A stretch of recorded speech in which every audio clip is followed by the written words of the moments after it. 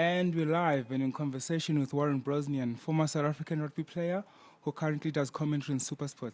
Thanks for joining us, Warren. It's good to be here, Ted. I mean, look at this view. It's absolutely fantastic. Yeah. Thank you. And you've been retired since 2006, right? That's correct, yeah. But my man, you're in amazing shape. Thank you. Yeah. No, well, I mean, you see, I believe your health is your greatest wealth, and you've got to keep yourself active, especially with when you've retired. You know, you've got all those little injuries, little niggles, and the best thing to keep them at bay, I believe, is to keep yourself fit, keep the muscle tone, and I never had a problem when I was playing as far as the exercise is concerned, and I love it. I mean, I love being active. I love getting on my mountain bike. I love going for a run. I love coming through to the gym. So it's not a chore for me to do that. And I believe you do CrossFit. Yeah, no, I love the CrossFit too. So we gave the Open a shot this year for the first time, and how was that? And tried it. It was okay. It was actually very, very good. I enjoyed it over 5 weeks. Battled the first 2 weeks because I had a bit of a tennis elbow, but it was good. Enjoyed it, and it's that feeling again when you wake up with the nerves on a Friday morning to go and look and see what the workout is for that weekend. And no, I enjoyed it. It was great. And I've seen a lot of good things about CrossFit and a lot of bad things. The good that I've seen is that I've seen people that have been training for years not getting any results, and then they do CrossFit, and then boom, they are super athletes. Yeah. And then the bad I've seen is that a lot of rotator cuff injuries, and you're a chiropractor, right? Oh, I studied chiropractic. I did 4 years of chiropractic study.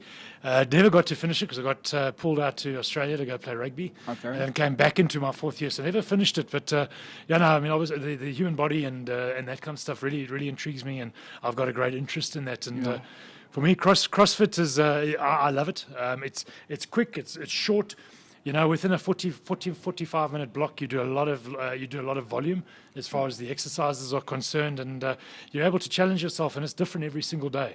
And for me, the good thing is when I walk in there, I don't have to think about what I'm going to do. I don't have to worry about apparatus, which happens when you get into the gym. Full, if I think I'm going to go do bench, it doesn't work out because there's some guy sitting there, and then another guy slips in before you can get there. So, for me, I enjoy it, and I think the injuries can be a problem. I mean, I have hurt myself in the gym there doing the CrossFit before. But I think what a saying that I once saw, and I think it's very, very true, don't let your ego write a check that your body can't cash. And that is very important when you go into the gym, especially with CrossFit. Because you're going to get in there and there's going to be maybe it's a lady, maybe it's whoever. But they've been egging you on every time. But they've been at it for maybe 2-3 years, and they're well conditioned, and you walk in there and you think, okay, I'm a big man, I'm strong. And they're suddenly doing more than you're doing, and then you try to do the same volume, and you can get yourself hurt. But as long as you stretch correctly and you've got good CrossFit trainers that are guiding you, and I mean, and you get your ego out of the way. Yeah, get the ego out of the way, man. You started your rugby career in '96, your professional career. No, it was actually my first game for the Sharks was in '94. '94, yeah. So my career really. I started off when it was still amateur. I was at that stage. You speak about chiropractic. I was studying full time as a chiropractor, and going in those days going to trainings in the evenings at the club or wherever. And '94 from the Toyota Club Champs down in Derbs, I went in as a youngster, played in a good Crusaders club team that we went on to win the tournament that year, and that really was where I managed to get into the Shark side, because literally the very next week, the Natal or the Banana Boys in those days, they were going over. They were going over on Super. I know this is making me feel older. They were going over on Super 10 tour, and from playing club rugby, the next minute I'm sitting on an aeroplane. I've got Guy Kebble next to me, and Steve Atherton and Val Bartman, and all these huge players, and I'm a little lighty from the club. And I'm sitting on the aeroplane flying over for a Super 10 tour, and it must have been daunting. That's where it started. 94 was I think I had 6 games in 94, and then I had quite a few injuries in 95 where I fractured my arm 2 or 3 times. So I think I got 5 games there, and that basically was the start of it. And what was it like being one of the first players to make the transition when rugby was doing the transition from amateur to pro? And what was it like being one of the first players? I was very lucky. I think I'm very blessed to have experienced both sides, because. You know, there was a time where we'd play and we'd literally get a brown envelope after the game, and even when I played Natal under 20, I think we got $100, and you got a voucher for a Coke and a pie. Can you believe it? I mean, today that the nutritionists would be doing flick flex, but I think we got $100 and you got a voucher to go get yourself a Coke and a pie at the shop, and that's basically what we were playing for. And in those days, funny enough, I mean, that $100 actually went quite far. I was a student and I was able to put petrol in the car and get by on it. And also it just was a different era, and I think it was amazing to experience that, and then the transition into professional rugby, which for me also got accelerated because 96. You speak about that year 96. Yeah. I went over to play rugby league in Australia, and that was really my first experience of professional sport. Was playing for a rugby league team over in Australia. Yeah, what was that like? It was different. It was as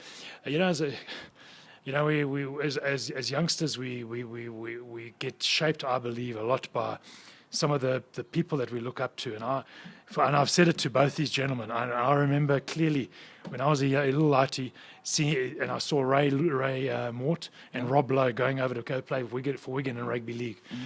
And I had my old man sit me down and say, Warren, write down your goals. And I wrote down, okay, I want to be a Springbok.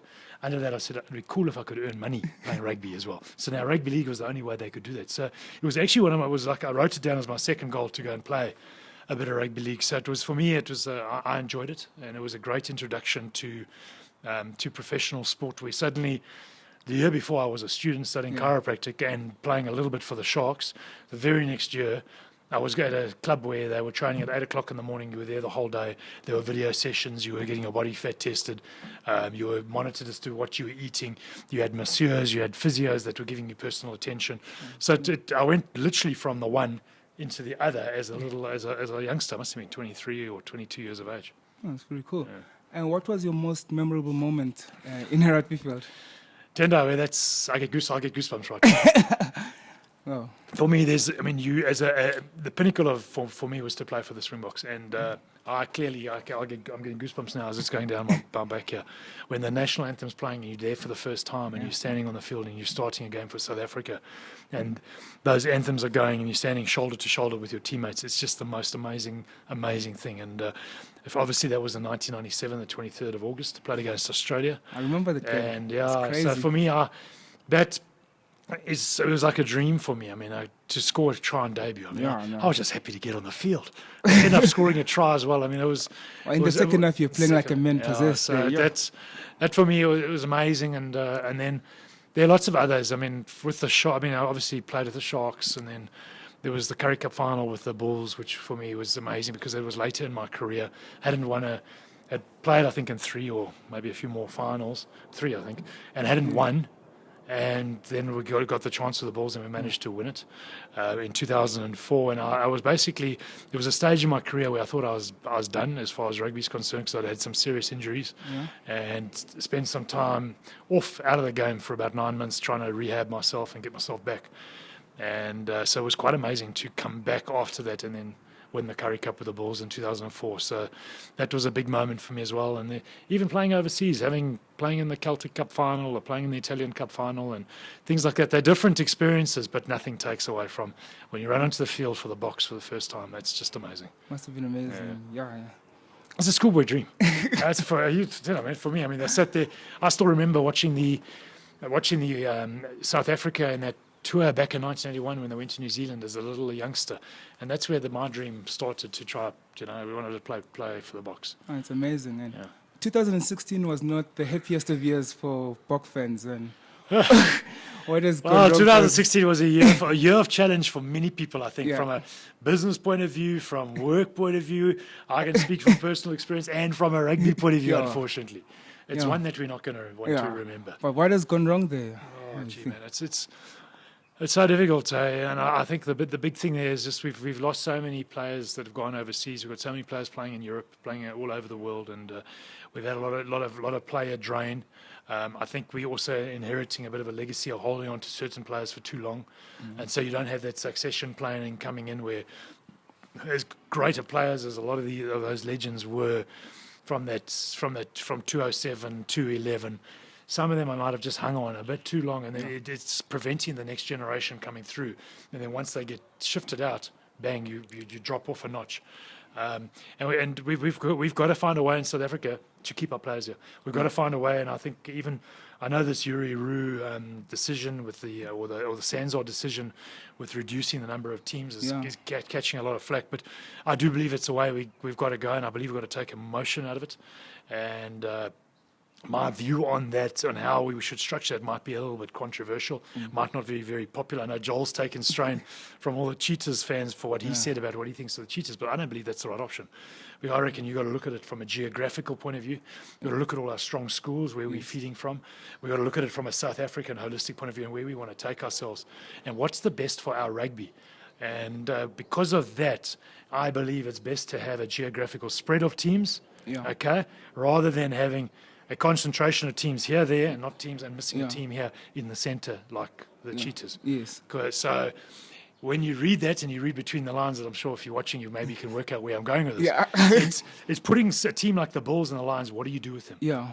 You know, and I think I can't see it happening. No, but I believe that that's what they should do is they should make them they should come together as a Super Rugby team, and you have literally have a super franchise team in South Africa. The Bulls and the Lions, they play maybe most of their games at FNB in Soweto.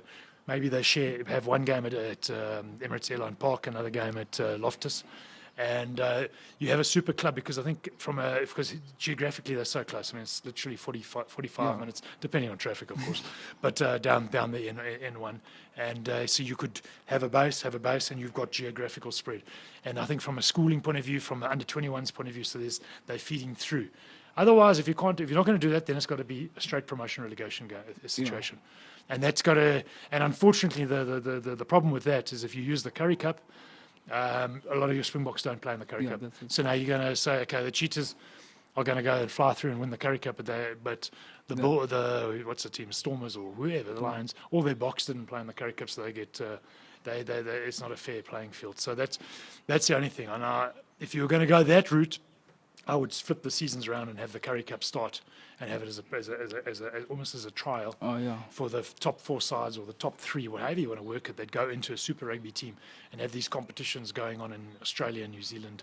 Yeah, that would be a good idea. So that there's a bit of interest. We're going to watch what happens in New Zealand and their NPC because we want to see if the Blues are going to come through or the Hurricanes are going to come through or who the 3 top sides come through.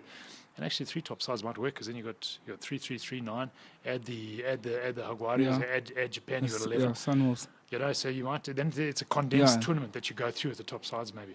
Why are we not implementing the central contracting that New Zealand are implementing, especially after Craven Week? It seems to be working wonders for them. Yeah, I guess it's probably a legacy of our provincialism, and the provinces obviously having a big say in where these players go, and they contract them, and they're signing big contracts with the provinces.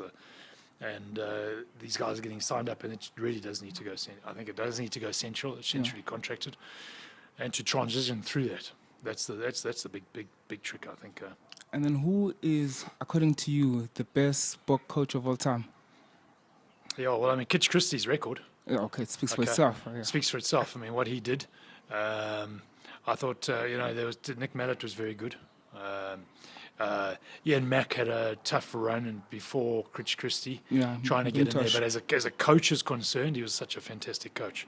You know, he was one of those genuine, proper coaches that have come through the ranks. And so you look at that, it's a difficult one. I mean, you look at Peter de Villiers' record, wasn't that bad? Even though everyone criticised him, you go look at all the victories he had against New Zealand. Yeah, I know.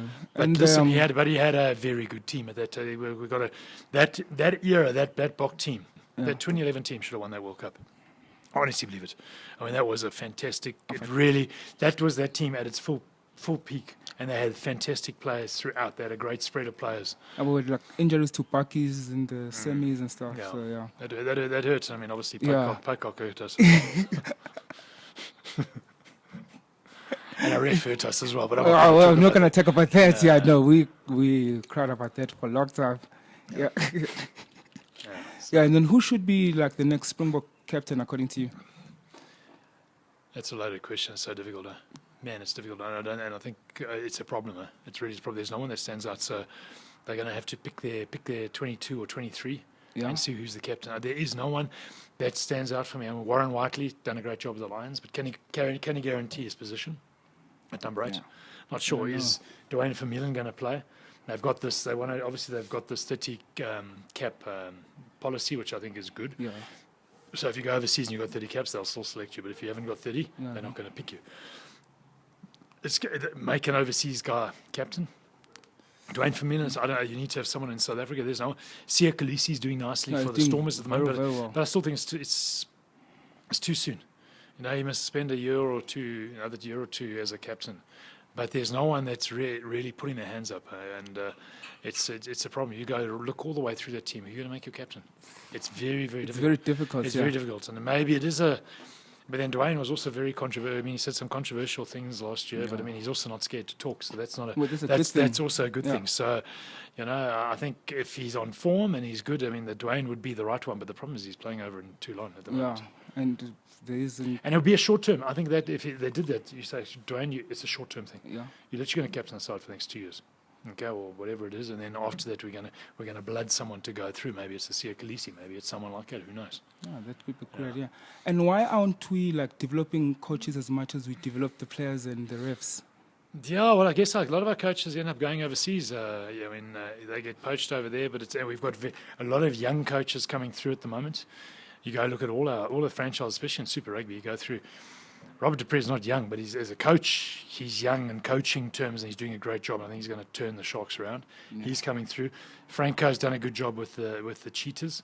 Okay, and Melis Murray. No, yeah, I know everyone is thinking, but I mean, it's I don't know. That ball side has got so much talent there. I had such great. So there's something missing at the moment. Yeah. I mean, they've got players throughout, and they've got. I mean, you look at their locks. I mean, they've got. Everyone talks about Etzebeth and Peter Steff, fantastic locks, but cheapers. The guys are the Bulls. Ergies, I mean, we throw Louis Diogo in as well if you want. Ergies, Neyman, Jason Jenkins. Those guys are playing, and they're getting stuck in there. So I've been very impressed with them, but unfortunately as a team, they're not coming right. They're not clicking, yeah. But remember, they only had one game at home, although they struggled against the Sunwolves, and they spluttered against them, but they're going to have a run of games at home. But they've got some tough teams coming up, Crusaders and a few tough games that they've got at home. But they've got a run of games at home. They've got to start winning. All right, let's speak about transformation. Yeah. So, there isn't any rugby academies in the township, and there's no, black schools that are known as rugby school. Yeah. So how can we want transformation at the high level if it's not happening down there at the grassroots? Yeah, I suppose you see it's going. It's happening more at your schools where the guys are coming through in the Eastern Cape or in the Cape as well, down there. And we've got to try bringing more guys through. And I go to Craven Week. I see players playing in that Craven Week of colour that are good, and that are coming through. So what? But don't think that is just a unique thing with. And I hate to talk about the colour of someone's skin, because at the end of the day, you run into that field and you're all the same, man. Yeah. And it's I look beyond that. I mean, and I think as a country and we've got to look beyond that. Where we're going, and I mean, and if you are fixated on that, then there's a problem. You can't. Then you must get out the country and go, because that's how I feel in any case. And but it also happened. It is that jump from Craven Week where you're the big dog at the school. You're a big fish in a small pond, and then you straddle into your under 21 or wherever, and often players do get lost there. But I mean, Craven Week 2 years ago down at Paul Roos was amazing. I mean, I saw so many talented players at that Craven Week. Yeah. Kerwin Bosch was there. Those guys are starting to come through now. Yeah. So was it 2 years or 3 years ago? I can't even remember. But so there are players coming through, and we've got to build a love for the game. You can't just force the game in on someone. I mean, you've got to be. There's a field right down the bottom. I know we can't see it down there, but there's a field down there. There's people down there playing, whether they're playing soccer, rugby, or whatever it is. But if they want to become good rugby players, they've got to be down there playing rugby, not because Daddy said he must or the school wants. It's because they love it and they want to. And that's how I started. I mean, I played my varsity all the way through university. On the days off, I'd be down on the beach playing touch rugby on the beach in Durban. All day, my feet would eventually burn. It would be bleeding from the beach sand. Had rubbed it so raw. And if I wasn't there, the next thing I'd be down at the club, and we'd be playing touch. Or when I was younger, I'd be at the school on a Sunday playing touch. So those things, if that's not happening, it's not going to translate later on. And we've got to. That's the love of the game and loving being out there, playing the game with your mates, enjoying it, having fun, and enjoying yourself. And if that's not happening, and it's more a job, and it's seen as a career path. And it is a career path for a lot of these guys. And I think it becomes more difficult, and we've got to create that love for the game and get out there. I mean, it's influence the community and see where what they want to do and how they want to, what they want to get involved in. Yeah. So how was the switch from being a professional rugby player one day and then the other day you retired, the next day you retired? It's nerve-wracking. How did you handle it, and how did it affect you? That's nerve-wracking. I mean, my last probably 3 years, 2-3 years, I was more nervous about what I'm doing afterwards, because obviously I got married and had a young child, and you've played professional sport. What are you going to do when you stop? So it is a nerve-wracking step, and a lot of these players are going to be taking it. Especially, I mean, nowadays guys are earning proper cash when they're playing, and there's a big jump. And I mean, to earn 20 grand a month or whatever it is, it's not, people aren't just going to give you money. Yeah, of course. When you stop and you're a resource and as a player, and then when you stop, you're no longer that resource. And I've yet to get a phone call from any union that I played for. Not that I'm expecting it, but I mean, I'm to see, hey, Bros, are you okay? Have you got a job? Or can we help you with this? That never ever happened. I know that my players is getting more involved with trying to educate the guys and help them, prepare them. I know that the Sharks have a mentor program where they're trying to assist them, which I hope is taking place at a lot of the other unions. I think that the Lions are pretty much trying to do that as well. But you've got to start thinking about what you're going to do, because rugby finishes. You're lucky if it drops you out at 35 on the other side. Yeah.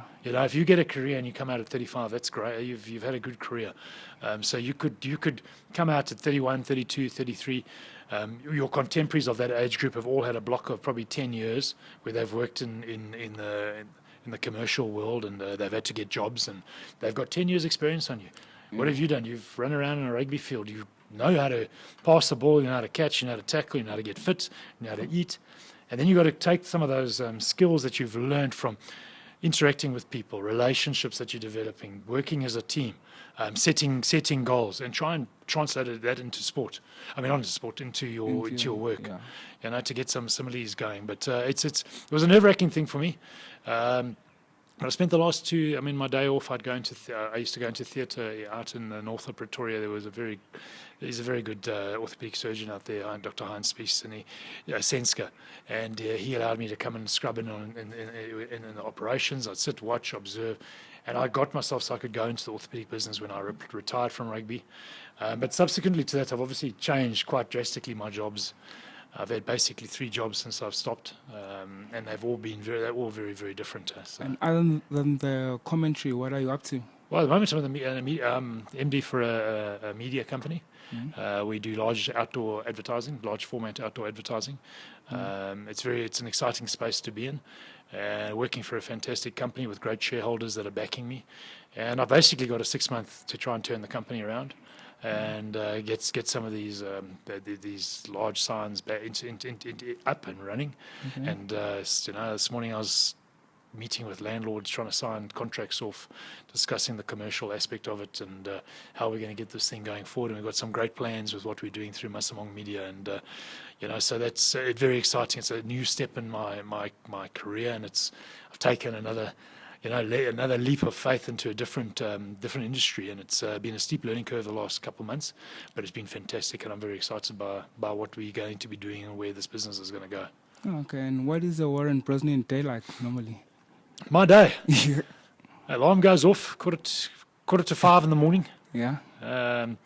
Either I'm rushing out because I might have snoozed till about 5:10 but my wife Nicola then goes and wakes the kids up and gets them into our bedroom.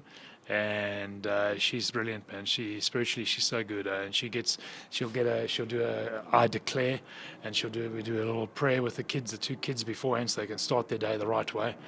And I'm there not all the time, because especially on CrossFit, I'm battling to get there on time. Okay. But if I'm not doing CrossFit, I'll stay for that. Yeah. Do that. That's how I start my day, and then off I go. And I like, because of the traveling in Johannesburg, I'd rather get on the road early and drive across to where our offices are.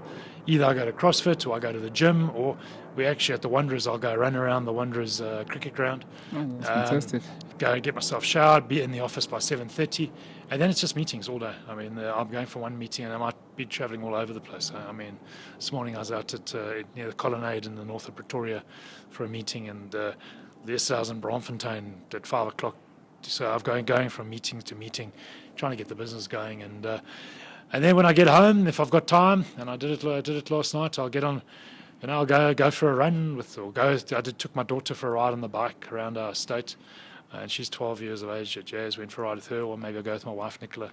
And then it's dinner and, take it easy, and the routine starts again. So that's cool. We've been so focused on the 15 guys, we forgot the 7s. What do you attribute their success this season? Well, it's been incredible. Yeah, I mean, I'm so proud, we can all be so proud of what they have achieved. I think Neil is doing a great job with him, Neil Powell, as the coach. I think the good thing there is he's got a bunch of guys that he keeps together as a unit. And you talk about transformation, which you spoke about. Yes. Man, it's happening there at Sevens. I mean, there are players there that are they are rock stars. And I mean, Geduld is the best in the world. Justin Geduld, Roscoe Speckman. Yeah. Man, I mean, Roscoe, I mean, he's amazing. I mean, those players are absolutely and guys on the bench fantastic. like Shakes. So Akaba, just saw him. No, Tim's going to do well. I mean, he's a big, strong guy. So these guys are coming through, and they're coming through naturally. And I think it excites me. It should give us excitement for where we can go with our sport of rugby when we see what these guys are doing. And I know they play. I think they're in Singapore this week, and they were in Hong Kong last week. Yeah. There's a lot of changes to that team, and it's much. There were some faces I didn't even recognise, But they're bringing these guys through. They're playing an exciting brand of rugby, and I think they must be commended. The whole team, from Maurice Skuman to Neil Powell, the whole management structure that's got those guys together. And maybe it's the way they've structured. They've said, hey, there's your group of players, however many they've got in their squad, 15, 20, whatever it is. That's your group. They're training down at Stellenbosch. They're working them together. And they're getting the results. I mean, you look at a guy like Kwagga Smith that's playing now at the Lions, and the guys are coming back. So I mean, it's been amazing. Oh, thank you very much, Warren. Yeah, no problem. Thank you. It's been an absolute pleasure, Tender. Thank you, everyone. Catch you on the flip side.